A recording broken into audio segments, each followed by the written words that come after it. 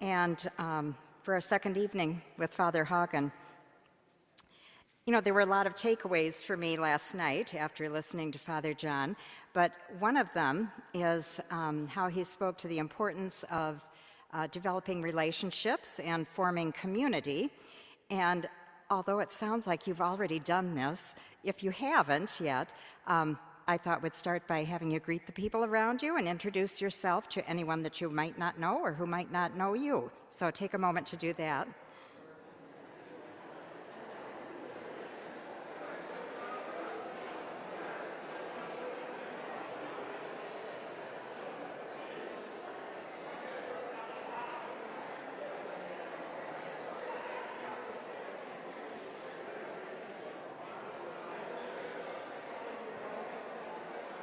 Okay, that's enough now. I know.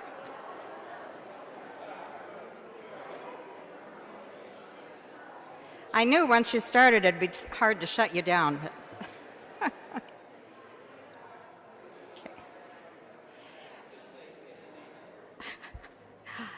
One more thing in the spirit of welcoming and hospitality is to remind our St. Anthony parishioners of the Holy Thursday potluck this week. If you haven't signed up for it already, there's sign-up sheets at the church exits.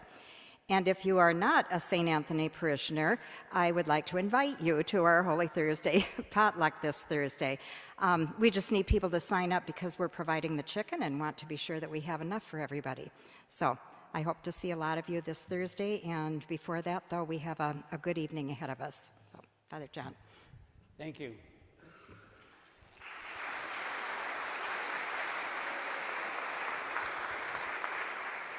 So nice to see you here. Let's begin again in song tonight with number 135. Number 135, In These Days of Lenten Journey. Please stand. You sound a lot better when you're on your feet.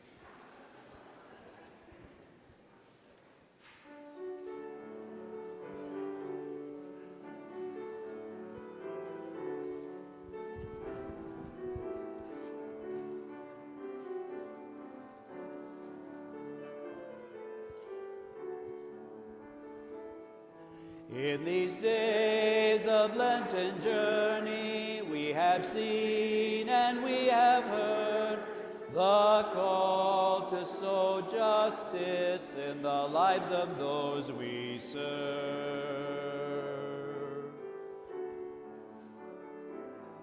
We reach out to those who are homeless,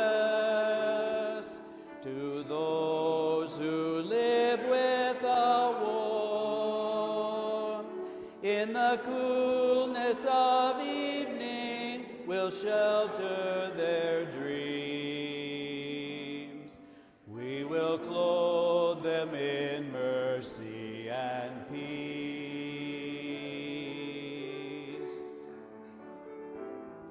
In these days of Lenten journey, we have seen and we have heard the call to sow justice in the lives of those we serve. Let's just have the women on verse 2. Women on verse 2.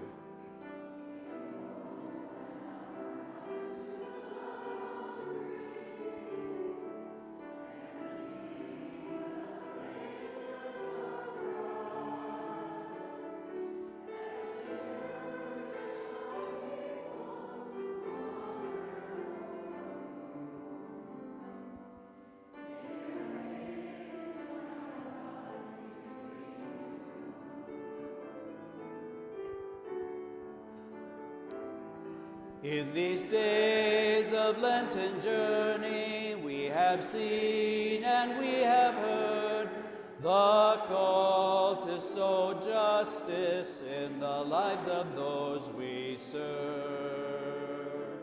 Just the guys on verse 3. We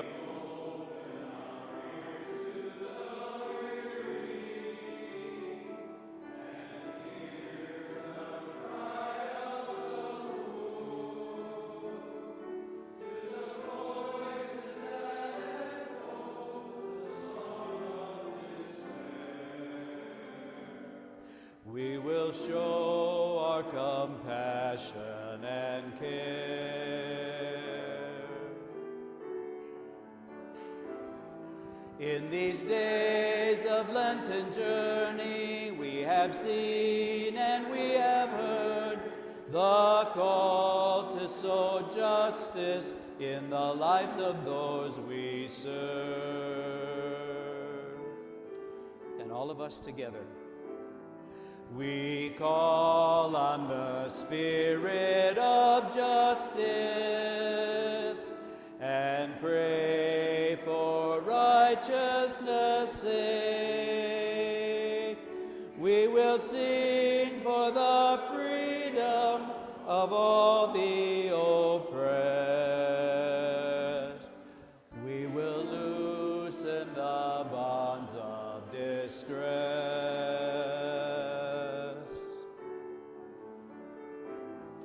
In these days of Lenten journey, we have seen and we have heard the call to sow justice in the lives of those we serve.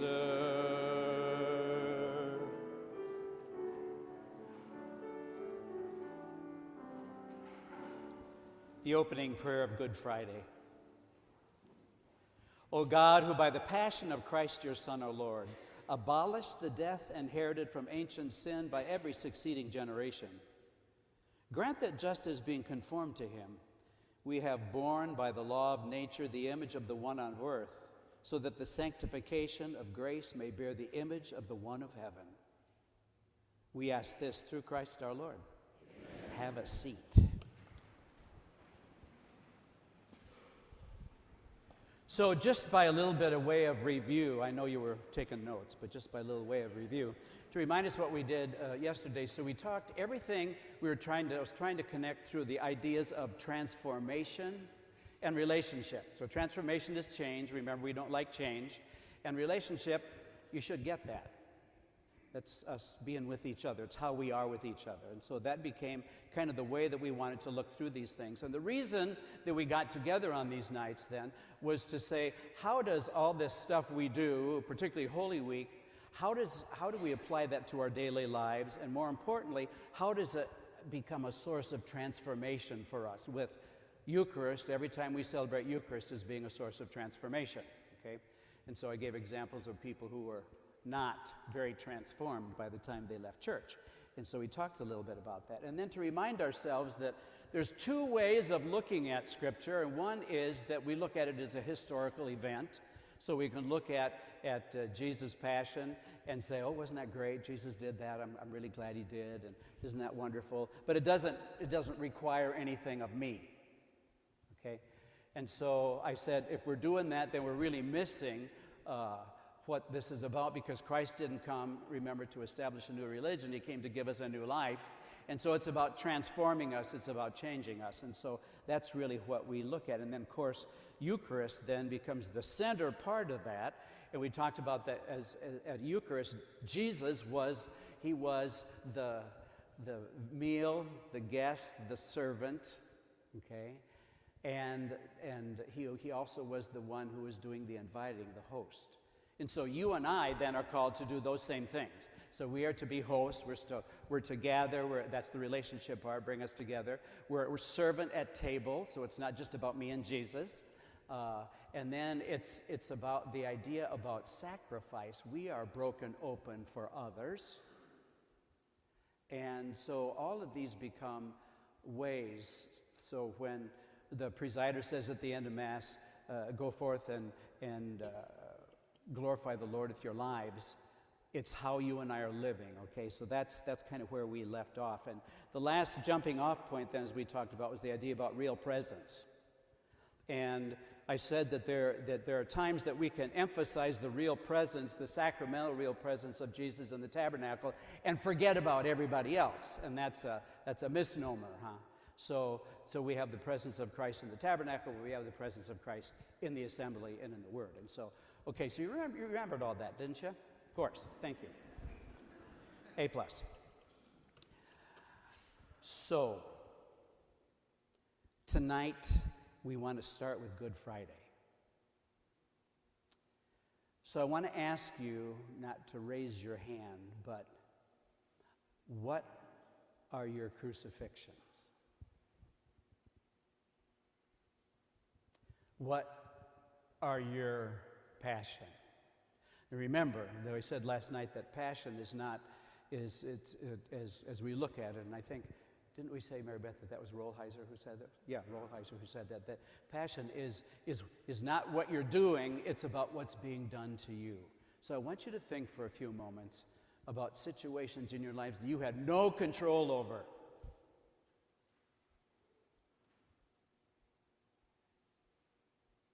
Things that were done to you. Might have been an illness, might have been a death, might have been a situation in your life, maybe one of your kids. No, your kids are all perfect.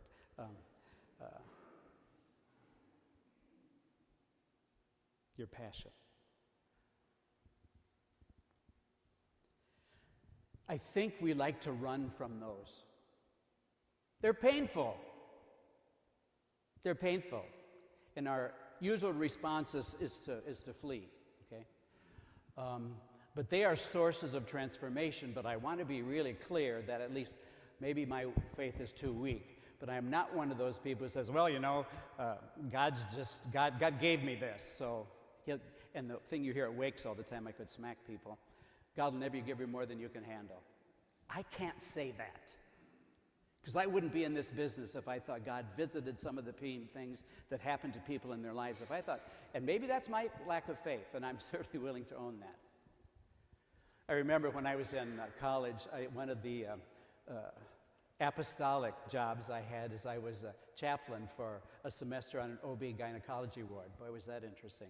And so I remember visiting an elderly woman who was having some kind of women's surgery. I don't never know what it was. And I always called her Henrietta, and I sat on Henrietta's bed, and I said, well, Henrietta, what do you think about what you're doing, what you're having to go through right now? And she said, well, Father, she said, I was kind of a rounder when I was young, and I just figured God's just getting me back so I don't have to worry about it later on. And I said, Henrietta, if God's getting you back, I better get a bed next to you. Okay? But the passion, huh? How do we deal with that? There is nothing that happens to us that can't be transformative. Nothing that happens to us that can't be transformative. We don't need to like it. But I think that the liturgies give us a way of looking at those crucifixions, those betrayals. And our usual response to those things is Jesus on the cross. My God, why have you forsaken me? It's tough. It's tough. People are agnostics or atheists because, well, I just can't believe that God will do that. I can't believe in a God like that. Well, I don't either. Again, maybe that's my lack of faith. And so I think the question is, and this is where, if you ever read the old book by Rabbi Harold Kushner, Why Bad Things Happen to Good People, I think he had a very profound insight. And so Rabbi Harold Kushner, I don't know if you know his story, but he had a young son who was born with progeria, which is that rapid aging disease. And so it's not a good thing, and you just shrivel up and die a lot earlier than you had planned on. But so this happened to their son Aaron, and during the services, during going through this with their families, the rabbi heard people say things to him that he'd been saying to people who had lost for years, and he found out it wasn't very comforting. So he went to the book of Job, which is the great account of the righteous person who has crap happen to them, and he is just absolutely not going to give up. And so it's a great story. And he studied the book of Job. And if you remember, he lost his livestock, and then the house fell on his kids, and first of all, he got sick. And so the house fell on his kids, and he lost his livestock, and then his wife said, why don't you just curse God and die? Thank you, honey. That's very helpful. Relationship, And but his friends kept saying, you must have done something to deserve this. He said, I didn't. And I'm going to call God to accountability that I didn't deserve this. But through this study of Job, this is what he came to. He said, it's always for us a natural thing to say, why did this happen? He said, you know, when you ask that question, what do you expect God to say? Well, I thought you could handle it. Oh, thanks. Or you expect God to say, well, you know, you deserved it. Oh, that made me feel really better. Thanks, Jesus. No, he said, instead of looking for the why, he said, we will never know why in this life. At least that's how I read him in the book.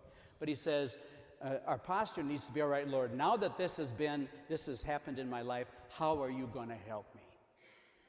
So that's not living in the past. That's doing in the future. So how are you going to help me through this? Okay? And so it's, talk to anybody who's in AA, and they'll tell you that you can't live in the past. It's one day at a time, and you take a step forward, and another step forward, and another step forward, and that's how you're helped through that, okay? You can't live in the past. It's about what's going to happen in the future. And so when we take a look at these things, I think that the Good Friday, and I didn't really realize this until I worked for this, putting this together, so thanks, Mary Beth, for challenging me to put something together. I think if you remember what happens when you come to church on Good Friday, it's quiet, place is stripped bare, tabernacle doors open, it really feels empty, sanctuary lamp isn't lit, people come in and genuflect anyway because they never pay attention to the sanctuary lamp or anything else. But this is the deal. What's the first thing that happens? Do you remember? At the beginning of Good Friday. It's kind of dramatic. It only happens once a year. Prostration. So, Father, if he can get down and get back up, lays on the floor. Not you, of course, Father Steve, but everybody else, yeah. Prostration. And that's a great, great sign of reverence and humility. And I think that the way to start dealing with that passion stuff in our own lives is precisely that. We have to reverence whatever crap it is that we're going through. We have to reverence it. And we have to be humble in front of it. What's our usual response? I mean, it is. We come out swinging. That's kind of the way we've been raised. And so we think about the suffering servant. We think about the suffering servant in Isaiah and Jesus who was humble. A reed he didn't break. Okay, so whatever that stuff is in our life, doesn't that say we have to like it? But we prostrate ourselves in front of it. We put ourselves down in front of it and we say, okay, Lord, here we're at. And so if we can do that, then we start to take a look at what the passion is about. And so we hear it again. We heard it on Palm Sunday. You go, oh, I'm not going to go because they're going to do that whole long story again. Yeah, it's good because it's our story. But this time I think we ask different questions on Good Friday, okay? So as we look at our own lives and our own passion, the things that we deal with that we don't have any control over, who condemns in our life? Who persecutes in our life? Who stands by us in our life? Who cries with us in our life? I think that one of the most powerful parts of the station when Veronica wipes the face of Jesus, and we've got, the Veronica's veil that people talk about. So who shows you your face when you're having a tough time? Veronica really loved Jesus. And maybe that was his gift. What am I going to do with this? Hang it in the living room. But you know what I'm saying? So who shows us our face? Who shows us our face? A lot of times when we're going through tough times like that, in those passions, people don't know what to say, so they say nothing. They say nothing. Oh, I don't want to make her feel bad. Father Ed Frost, God rest his soul, when we took CPE at the mental hospital in Independence 100 years ago, he said, never make somebody, if you know somebody's in trouble, don't make them pawn their dignity a second time. Always reach out. If they don't want to talk, they won't talk. but they know that you're willing to listen if you ask. Great advice. I've used it a lot. Used it a lot. But don't make them pawn their dignity a second time by having to ask, okay? Help them out with that. So who stays with us? Who cries with us? And reverencing those things in our lives. So we have that prostration. Then we go through the liturgy of the Word. And what are the three readings? The first one is the suffering servant. So we hear that description, so it's kind of gets our head ready to listen to the Passion. And then in the midst of that, that second reading that we have is from Hebrews that talks about he was tested, he was just like us in everything but sin. So it's kind of the Scripture's way of saying, okay, you're going to get through this. Jesus knows what you're going through. Jesus had this experience, he just didn't fall. So hang on. And then after that we have the Passion.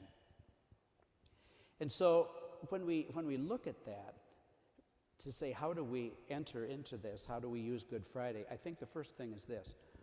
We need to enter, when we have these passions, when we have these tough times in our lives, we need to enter into them. We need to lean into the pain. I mean, that's what any good therapist will tell you. Lean into the pain. And then after we do that, it becomes this idea about we need to pray then. We need to pray about it. Lean into the pain, not run from it. Say, God, I feel terrible.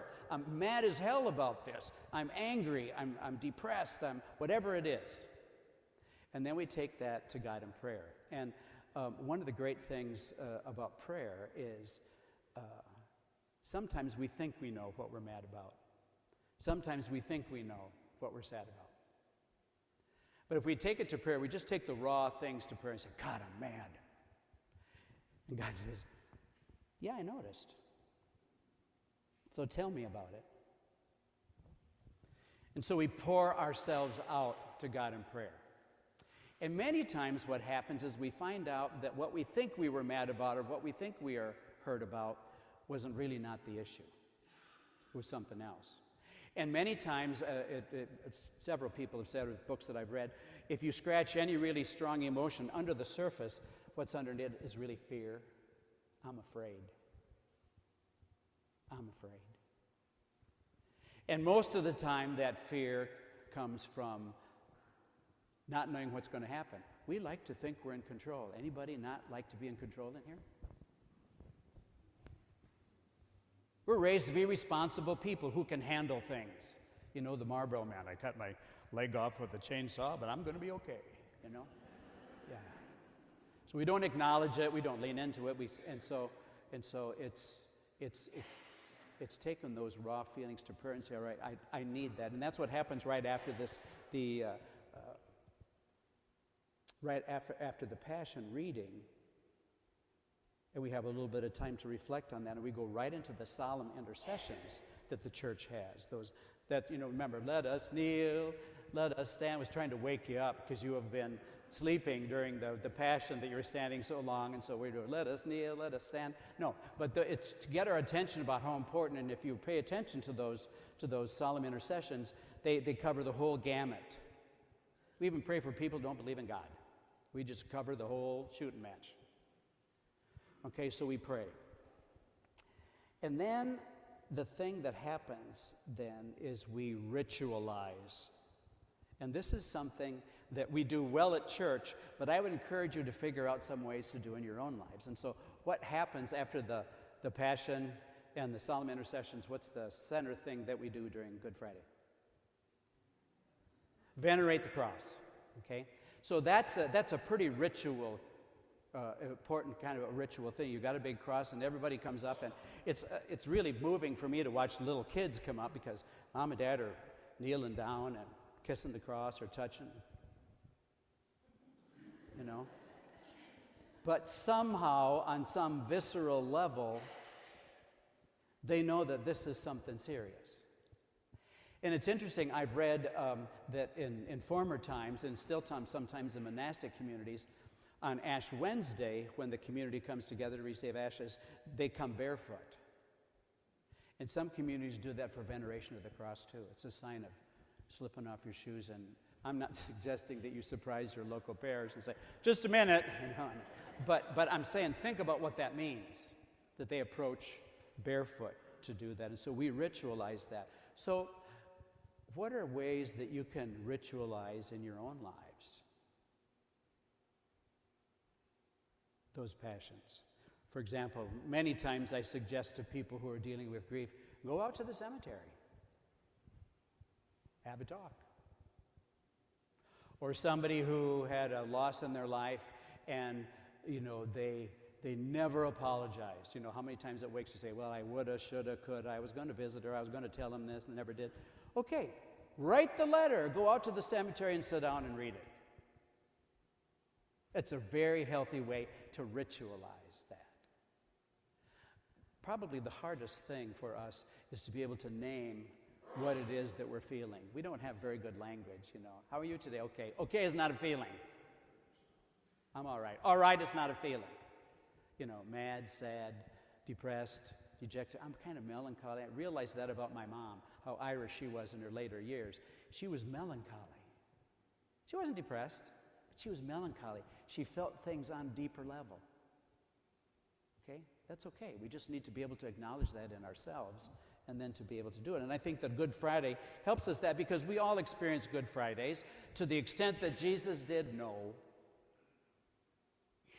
But we need to be able to connect what happens in our daily life to what we do here. Liturgy is life. It is life. And so that's why, little sidebar comment for me, that's why I'm always wondering where people who are really, really, really dedicated to really high church, very individual, I'm going to go and say my prayers, that's my thing. I don't know how that mirrors their life.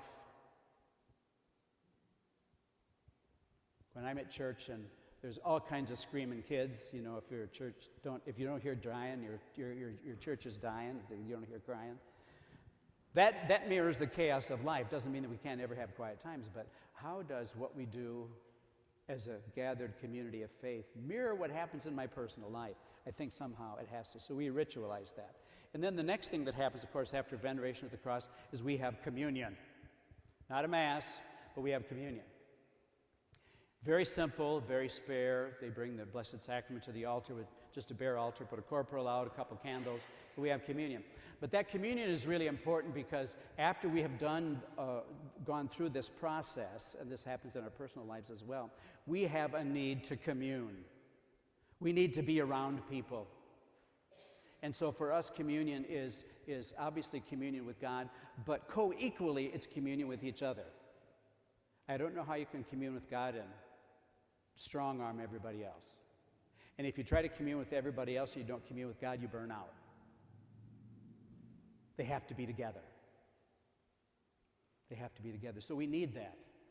We need that communion. I was looking at a couple of things about Eucharist here that I thought was I want to share this with you. Monica Hellrig wrote this.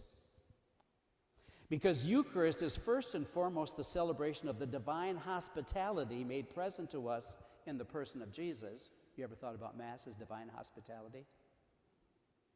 It is an action that addresses every form of inhospitality in our world. So the more you go to church, the more that should be reminding you about what we got work to do out there.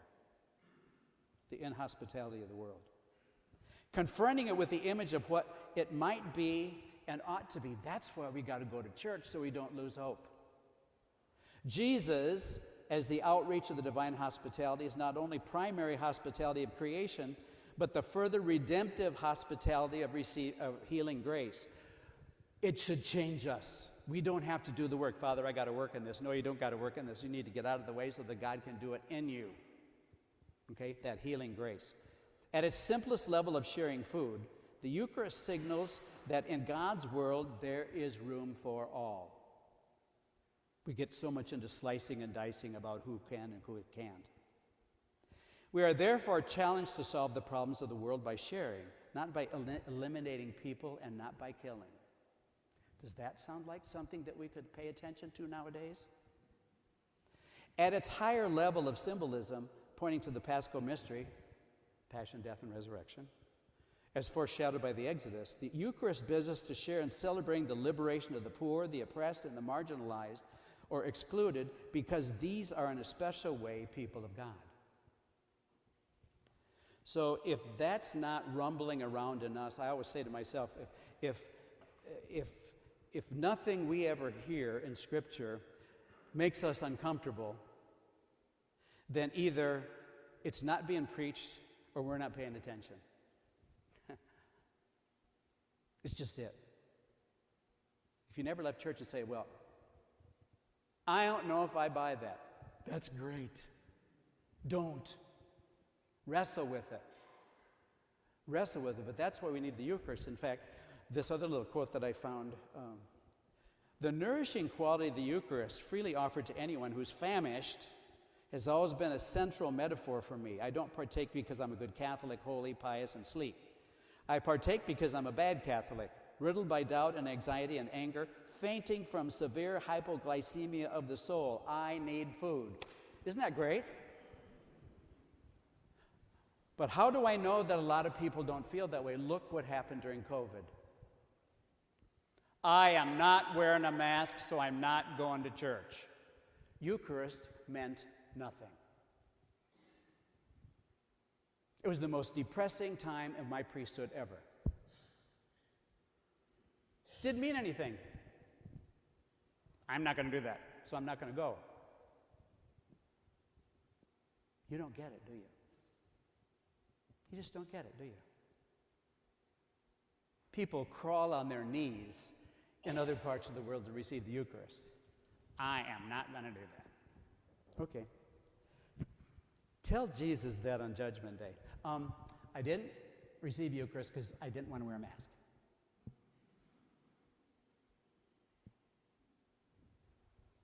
Say that to a crucifix and see where it gets you. So we do that communion. The last thing I'd like to say about this in terms of Good Friday is I think that we need to, in our sufferings and our challenges in life, we have to recognize that that is not bad, it's sacred. Have you ever thought about the junk you deal with in your life as being sacred? Lord, I don't know what's going on, but you got a message here someplace, and I need to hold on till you give it to me. There's a message here someplace. Maybe you won't get it in this life, but you still need to hold on. I think that's what makes Friday good. And so I think that as we continue to look at wrestling with that, and I really think that's the biggest faith challenge that people have. How do I deal with my junk? How many times do we know good card-carrying Catholics, people of faith, something bad happens, they don't ever go to church. They get mad, they don't ever go to church again. I mean, I get it, but we haven't helped our people to know how to deal with that. In my first assignment, there were 2 horrible accidents during those 3 years that I was in those parishes. And the first one was a couple who had moved in from the farm, built a new house in town, and one of the kids was going to take over the farm, and Dad was out using an old shuttle baler, you know, the square baler, and it got stuck, so he got off the tractor to get out and see what was going on. The shuttle came loose and went through his skull. After the funeral, those people never went to church again. Wow. I mean, how horrible. I'm not saying it was easy. But we haven't helped people. Now, you know, fast forward a couple years, and there was a beautiful Sunday afternoon, and the phone rang, and the housekeeper called upstairs, "Father, you better take this." And I said, "Okay." So I picked up the phone, and I recognized the woman on the phone who was screaming. She said, "You got to come out here." So I drove to the farm, and the whole story in a short way was that Dad was up in the top of the silo. The auger had got stuck. He didn't turn it off. And it engaged. And if you know anything about augers on the top of silos, they move very slowly, but they're very powerful. Nobody was home. So by the time his wife got home, the dog was going crazy at the bottom of the silo, and it was an awful, awful, awful accident. And, I'm a young snot, so I start climbing up the ladder, What was I going to do? I was going to faint probably when I got halfway up there. And the EMT said, "Father, don't come up here. Just go back to the house." So what do? You sit down and you put your arm around her. There's nothing to say. There's nothing to say. She always went to daily mass, and I think that she thought she was going to daily mass because their youngest son was a senior that year, and I thought she was going to kill him because he was around her. And really it prepared her in a very unwitting way. She didn't miss mass. It was tough, yeah, but we could sit with the family around the kitchen table out on the farm, and they could laugh about how crazy her husband was. Same awful experiences, but a whole different way of responding to it. We need to be able to look at those Good Fridays as sacred, those little daily dyings. So that's why when we come to a season of Lent, and what are the 3 pillars of Lent we're supposed to be doing? Prayer, fasting, and almsgiving, okay? And so we think we're doing really well by saying, well, Father, I'm going to give up pie this year. You see what I'm saying? It's the being able to recognize and do these little daily dyings. Maybe it's the person who drives us absolutely stark raving mad. And maybe we give up being judgmental about them, or worse yet, when they come up on the phone, "Oh, I'm not going to talk to her today. Oh, hi, how are you doing?" Bigger sacrifice. Bigger sacrifice than just trying to fit into your Easter outfit. I just read recently an account that to me summarizes all of this. And it was written by somebody who had a relative who had died, and she was a single woman who had suffered a lot of abuse in the church on a lot of different levels. And she was loud, and she was rough around the edges. And so this person who was writing about it said, she's kind of like one of those saints that Dorothy Day would have talked about. She just wondered if she was going to someday be canonized in her own way, maybe not in the church, but otherwise. And she said this, or the guy said this. He said, she's a person whose Catholic story wasn't anything close to neat and tidy, but who exhibited heroic virtue just in the effort it took to face going to church. She taught me not to judge faith by outward pieties or external practices, and taught me how many traumatized people hanging on to the church by just their fingernails sometimes have a depth of virtue and faith that I can only hope to attain.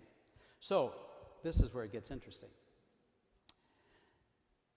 Her homily was given by Bishop Andrew Cozzens, who had some connection, okay? Cozzens shared that in her final moments, this woman talked about the fear of death that she had. She knew it was irrational, but nonetheless, she maintained that. In particular, she was overcome with terror as she imagined death by the fear of being put in a casket and in a tomb. She was petrified by that. To her, it seemed like she would be enclosed in a dark place. She couldn't get it out of her head, and it caused her anxiety as she thought about her coming death. She knew that she would not experience her body's entombment, but the fear persisted. So Cozzens encouraged her to take that fear to the Lord in prayer and share with Jesus that fear. Now, it sounds pious, doesn't it? Well, have you prayed about that? But she did. This is what happened. "I'm afraid of death," she prayed. "I don't want to be enclosed in a casket or in a tomb." When she named it, the Lord spoke to her. In fact, in a mystical way, Cozzens said, the Lord invited her to imagine herself in that tomb and to imagine Jesus coming in there with her. And in that prayer, the tomb became a tabernacle. The place where Jesus lives always, in an enclosed place, even a dark place, but it's a dwelling place of love. Jesus wants to turn our tombs into tabernacles. Isn't that a wonderful image? Turn our tombs into tabernacles. That's why we need Easter. And that's enough of Lent. So, well, we can't really sing an Alleluia song during Lent. But if we don't have Good Friday, we can't have Easter. And so it's this idea about us acknowledging, reverencing, being present to this passion in our lives. Junk that happens that we don't like, that we have no control over. And how do we let that be resurrected in our lives? So brings us then to the great vigil of Easter. And I'm not going to go through all 9 readings and all of that, but some things just to remind us. The church looks at the Easter vigil as the mother of all nights. And there are 2 vigils that we celebrate, not Saturday night. That probably wasn't a good idea at the time of the Second Vatican Council. What are the 2 vigils that we celebrate? Christmas and Easter, okay? So they go, well, Father, I'd like it, but why is it so late? That's the idea. Because both when Christ is born, the light is coming into the world. At Easter time, Jesus is the light of the world, and it's showing what the redemptive value of that is. And so they need to be at a time that's not like the regular time you go to church. It needs to be a regular time, which is not the regular schedule that you usually have. It's out of time. And so that's why they need to do that. I remember hearing about churches sometimes that, well, we want to do the Easter Vigil at 3 in the afternoon because people will like it better, so they cut out cardboard and covered up all the windows. It's kind of like, come on. Besides the fact that you're not supposed to do that, it defeats the purpose. Okay? It's in the night that the light of the world comes. It's in the darkness of our lives that Christ brings that redemptive power into our life. And so that's why we start with the Easter fire. The bigger, the better. When I was in Edgewood, the fire department took care of it. It was huge. They started at 3 o'clock in the afternoon. People are driving by, they what in God's name are those Catholics doing now? It's big, big, big. And so you have this Easter fire. Of course, who doesn't like to play with fire? Kids do, we like to sit around a campfire and roast marshmallows. So it draws us in. And so we start with that fire, and we bless the fire. Isn't that an interesting thought? Bless the fire, bless the Easter candle, and then take a light. And then what do? We come into a darkened church. A darkened church. And everybody has a candle, hopefully, unless the ushers forgot to give them out. And what happens little by little? Isn't that a wonderful experience when you've had that? Little by little. And the church leaders are saying they better not got wax on those pews. And I tell them, don't worry about it. All you need to do is get a credit card. It comes off real easy. Okay? So little by little, we see what that, it only takes a spark to get a fire going. This little light of mine, I'm going to let it shine. It's all that imagery, which really doesn't take much for us to understand. And so in the midst of that church, where all these little individual lights are shining, don't ever think you're not important. Don't ever think your vote doesn't make any difference. Don't ever think that your voice doesn't have any power. Think about the Easter Vigil. Because without yours, it's somewhat diminished. And so we put the Easter candle in place in incense, then we sing the Exalted, which is kind of a truncated version of salvation history, and then we go into the readings. And there are 7 readings that are possible. And if the parish does that, it takes us from Genesis all the way through salvation history. And it's an amazing experience. And when we are used to having just 3 on Sunday, we kind of get in and we kind of pay attention to the gospel. But this brings us all the way through to show us the connections. If we don't see the great connection about what the covenant is about, what's covenant about? A new relationship. I'll be your God if you be my people. Okay? It's a two-way thing. The thing of it is God will always be our God. We have to decide if we're going to be his people or not. And so we go through those readings, and then right before the epistle, we sing the Gloria, which kind of says, thank God Lent is over. And then the lights come on, and we light the candles, and then we get ready, sing the Easter Alleluia, and have the gospel. If we didn't do that, we wouldn't know who we are. The reason that you know how old you are is because you've had birthday parties. If you never celebrate birthdays, you don't know. And you think, well, everybody does that. No, they don't. I remember we were on a service trip in Kentucky one time, in Vanceburg, Kentucky, and we did some work on a house, if you could call it that. It was really a chicken coop that we were kind of working on for this father and the two sons. And the father was kind of shell-shocked after the war, and the oldest son was maybe at 12, and then there was this younger little boy, and we said, well, how old is he? Let's call him Billy. Well, the dad didn't know. They never celebrate birthdays. Poor people. I mean, how poor were they? We were there working. It was a hot day, and one of the Glen Murray brothers brought out a flat of warm orange pop. It was terrible. And so we're sitting around having a pop, and this little boy was sitting under a tree, and he was holding the can. He'd never seen one before. Until this big Italian from the Bronx noticed. He got up and he went over and he took the can and gave it to him. You should have seen that kid's face. It was like the resurrection. It took somebody else to help him to see what he had. You see what I'm saying? It took somebody else to show him what he had. That's why we need to come together, to remind us who we are. That's why we say the creed every time. They say, are you Catholic? Yeah, well, what do you believe? Well, I believe in God the Father, the Almighty, maker of heaven and earth. And we need the repetition to remind us of what those realities are. We need to tell people that we love them, to remind them so that they hear that over and over again. You know, you say, well, when's the last time you told your wife you love her? Oh, she knows I love her. I go to work, don't I? Yeah, she's probably glad. You know, Holy Mary, Mother of God. And so then the other most important thing that happens then at the Easter Vigil is baptisms and joining people in the church. And so, well, Father, I just don't go to that because it's just so long. Oh, that's all right, because this is the only reason we're here, is to make new Christians, is to receive people into the church and rejoice in their journey of faith. That's the only reason we're here. It's not saving the saved. If our only connection with church is going and getting a host, then we've missed out. Okay, so it's what's that life of faith and the relationships are about, and the idea of the liturgy of the Eucharist. And so, just a couple comments in general about the Easter season. Remember that it's a full 50 days, as I left off last night by saying Lent is 40, Easter is 50. The good news is better than the bad news. And so,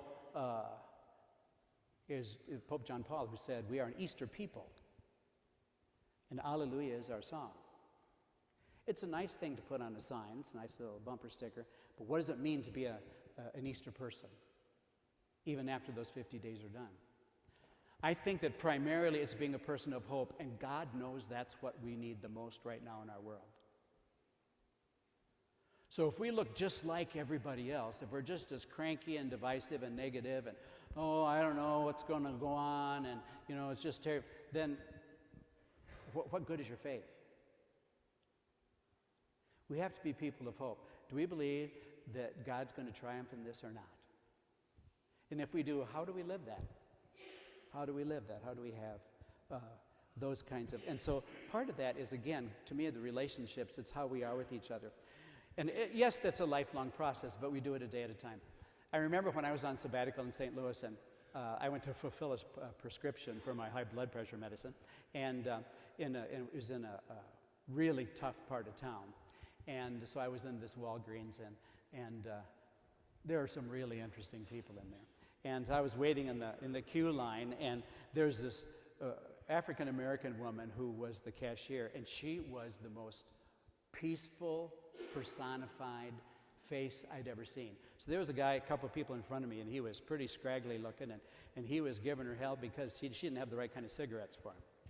And so she was so nice. Oh, she was so nice. And she, oh, child, I'm going to take care of you.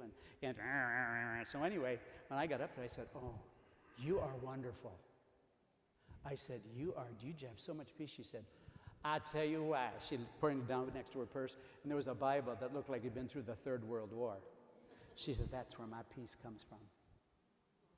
She wasn't afraid to say it.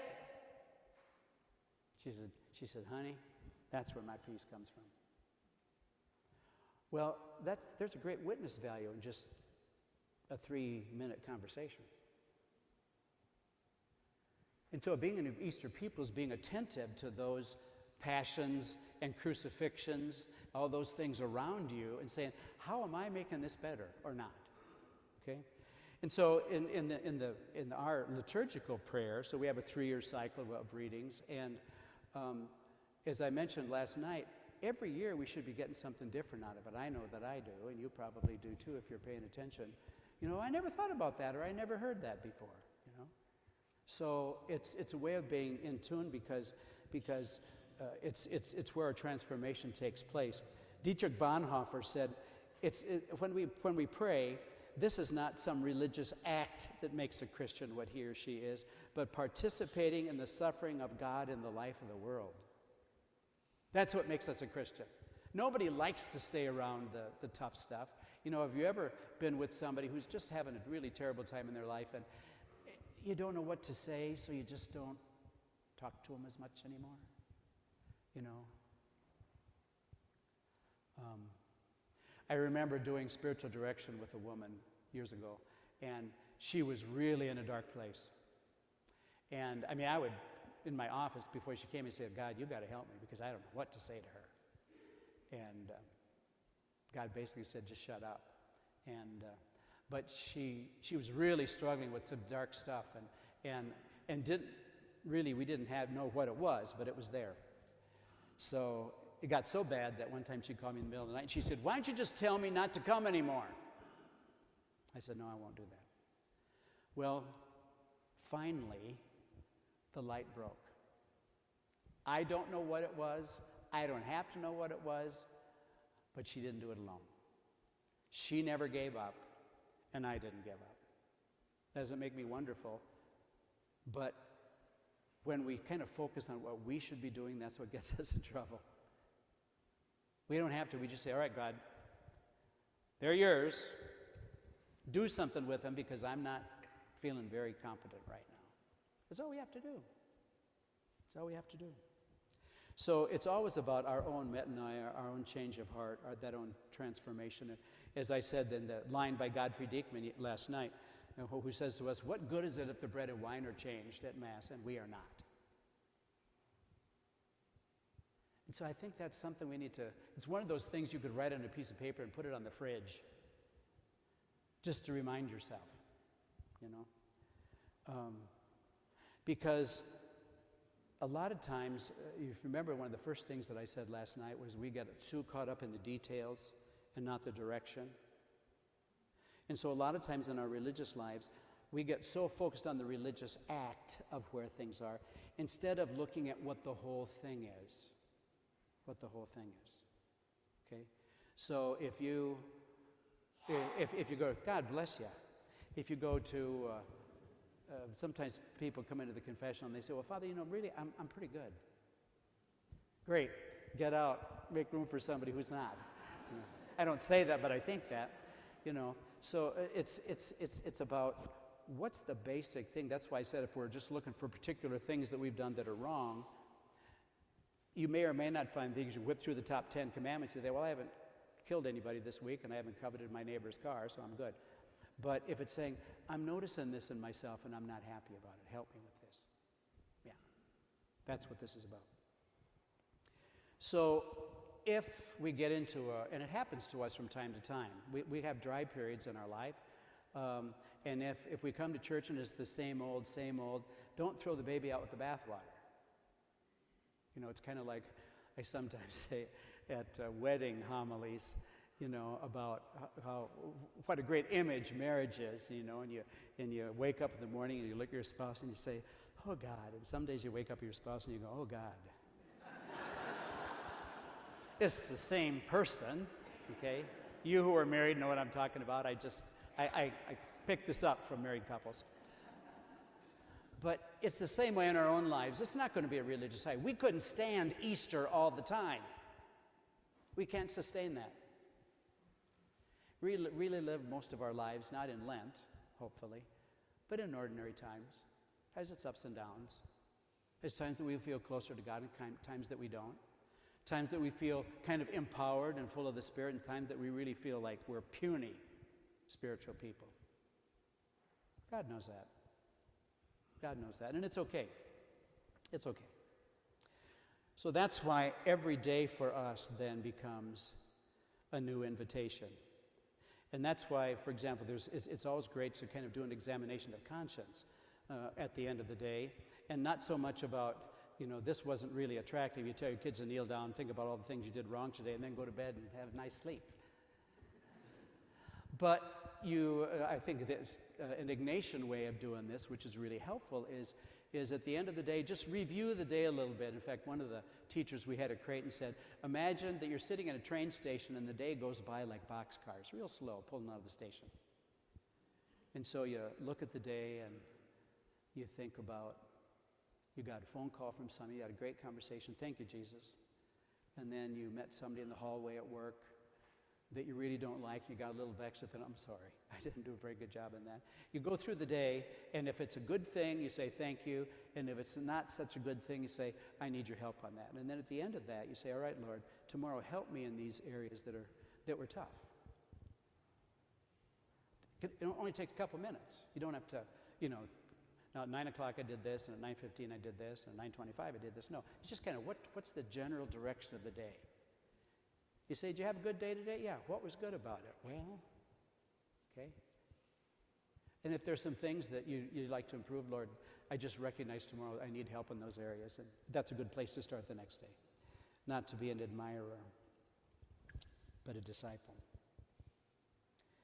Flannery O'Connor had a great line that said, you will have found Christ when you are concerned with other people's sufferings and not your own. Let me repeat that. You will have found Christ when you are concerned with other people's sufferings and not your own. So when the first thing that you think about is out there. Now, that's something to aspire to. We won't do that all the time. But what I'm here to remind you and to encourage you about that's why coming together as a community to pray is so important.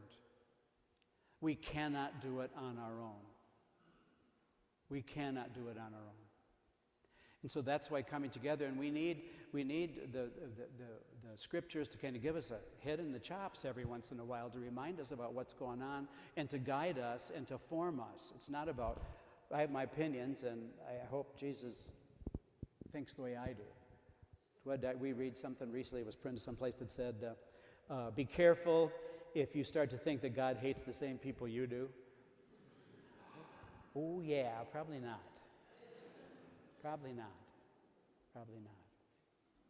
So it is our liturgy, our prayer. Holy Week is a springboard for that. So we have Holy Thursday, which reminds us about the centrality of the Eucharist and service.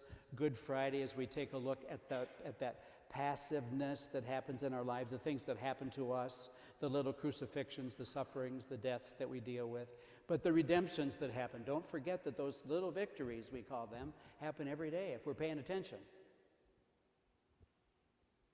And the more we can do that in a spirit of prayer, and it's rooted in those two things, transformation, being open to change, God, I hate change, being open to change, and staying in relationship. And that's hard. It's hard to do. But it's not impossible, because again, we're not doing it alone either. And so we can have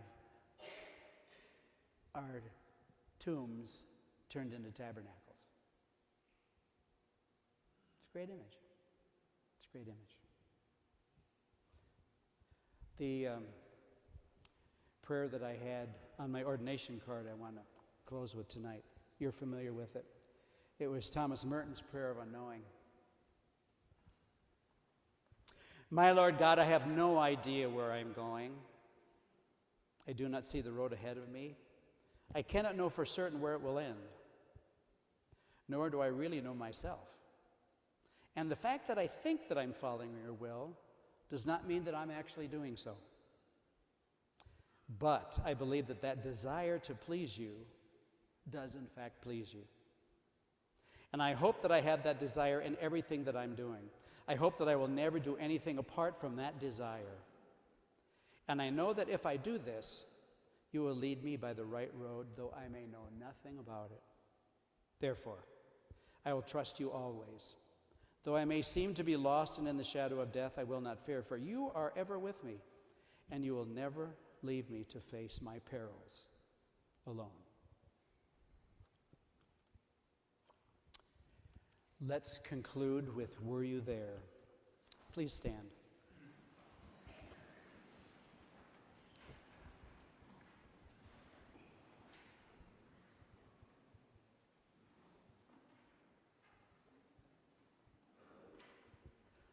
Were you there when they crucified my Lord? Were you there when they crucified my Lord? Oh, sometimes it causes me to tremble, tremble, tremble. Were you there when they crucified my Lord? Were you there when they nailed him to the tree? Were you there when they nailed him to the tree? Oh, sometimes it causes me to tremble, tremble, tremble. Were you there when they nailed him to the tree? Were you there when they laid him in the tomb? Were you there when they laid him in the tomb? Oh, sometimes it causes me to tremble, tremble, tremble. Were you there when they laid him in the tomb?